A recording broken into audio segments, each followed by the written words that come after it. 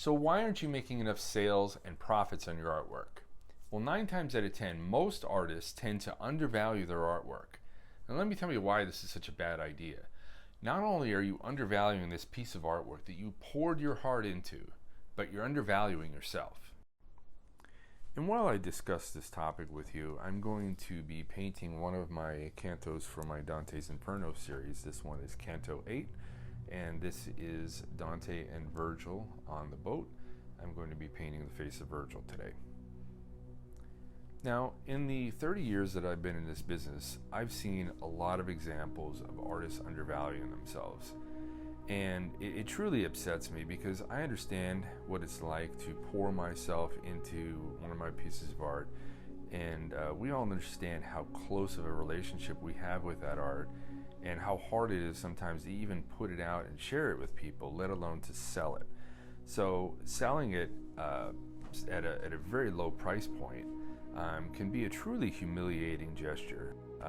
And I think that a lot of artists tend to just have that expectation that, well, you know, as long as I can make a sale, not everybody has money, all these low expectation things, and that somehow getting a sale for a very small amount of money is somehow going to benefit them. And not only is that a poor economic plan, because if you really think about it, like, how are you going to sustain yourself by making a whole lot of really minuscule sales? I think a lot of people don't tend to think about that, A, when they're producing their artwork, and B, you know, how do you follow up with further sales? Putting yourself out there and saying that, yeah, I've worked on this painting for, you know, the past 2 weeks, and I'm going to sell it for $50.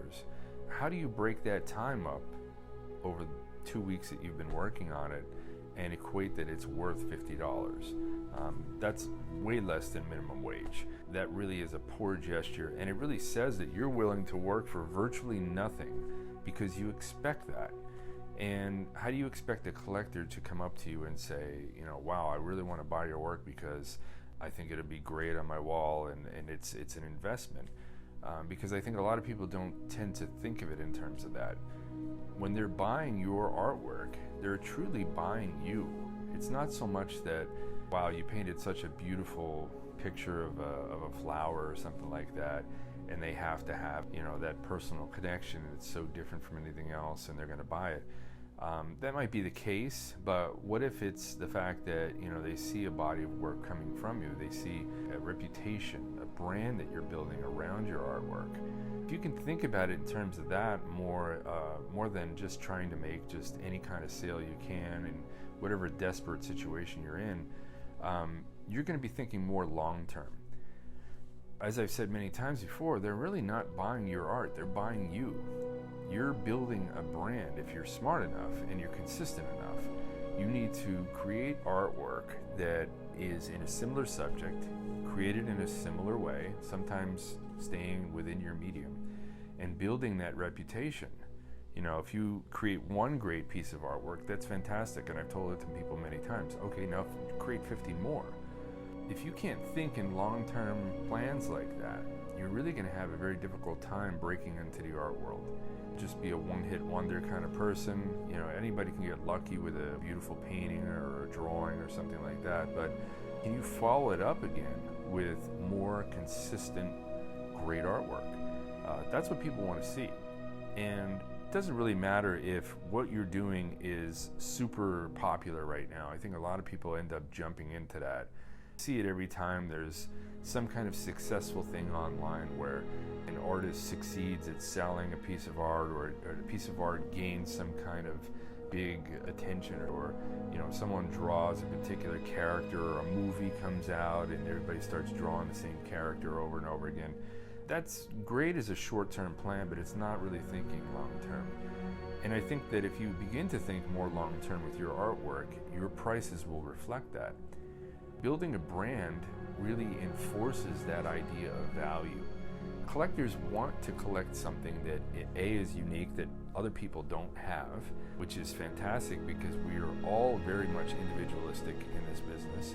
Everybody has something new to share. Even if you're creating artwork that is something that's old and done many times. I had it said to me, and I still do it to this day, from smarter art people than me that, religious art or something like that is passé, and oh, well, you'll never have a career if you do that kind of thing. I've heard all these ridiculous things over the years, and I kind of have to laugh because I've made hundreds of thousands of dollars of sales by myself doing that very thing. And they can still believe whatever they want. That's their beliefs. But as long as I believe that I have a future doing what I'm doing, and I stay in that consistency, and I create increasingly better work each time and raise my standards each time and continue to try to one-up what I've done before, people are going to continue to follow me. As long as you continue to create and you continue to build value in your art, your value should continue to rise as your sales continue to come in. Is it going to be harder to sell in the beginning than later on in your career? Yes, always is going to be harder in the beginning. But don't make it a discount bonanza early on in your career where you have a hard time following up then with a bunch of collectors that wanted to pay $50 for your art, and then somehow you think later on they're going to pay $1,000. That's not going to happen. You're going to attract a whole lot of people that are looking for a deal. And those people don't tend to usually be people that follow up or people that are very supportive when it comes to building your value and building your brand. You need to create great things, share great things, and continue to do so over a long period of your career. It becomes easier because people know what to expect from you, and they know what to expect when it comes to your prices. I can't tell you exactly what is the price you should pick for your art, but I can tell you that you need to try a bunch of numbers that are consistent. You can look at it and say, okay, I've spent 8 hours on this piece. Well, what do you want to be paid for those 8 hours? I would hope that it's going to be a lot more than minimum wage. Starting out at such a low number of $25 or $50 or even $75 for a piece of art that you may have spent an exorbitant amount of time on is just ludicrous. It's going to show people that you don't believe in who you are, and by saying that, you are not going to get a collector that's going to believe in you for you. They're not going to do it for you. You have to really put that example out there and say, I'm worth this. I'm willing to move from this point forward.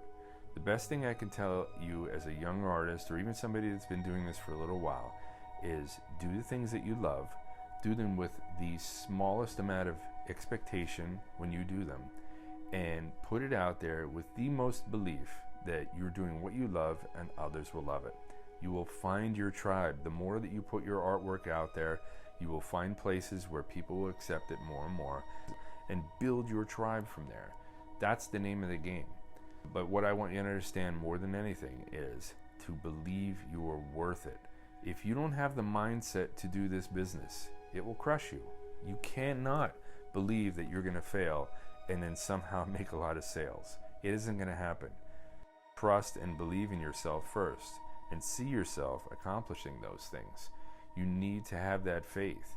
It has served me well over the years. The only way that I've ever been able to build a business is to have that belief that it's possible. If you start with that and you use some of these little things that I've mentioned in this little rant that I'm on, I think that you're going to start to see your business unfolding much differently. I really, truly, and honestly hope that this has been helpful for you. This is just honest advice, not scripted or anything. I'm just riffing about what I've seen, what I've experienced over the years. But I truly want you all to succeed. There is so much room for all of us to make a living in this business, to do what we love. There is simply nothing better than being able to be an artist where you have the freedom to create and sell and nurture yourself and support those that you love. I truly hope that you all benefit and succeed from this, and I hope you'll continue to check into my channel. I'm going to be producing more content like this in the future again, and I hope you'll like and subscribe and share this video with somebody that you really truly care about, and can all begin to make a lot more success and sales in this business as we should. Take care and have a great day.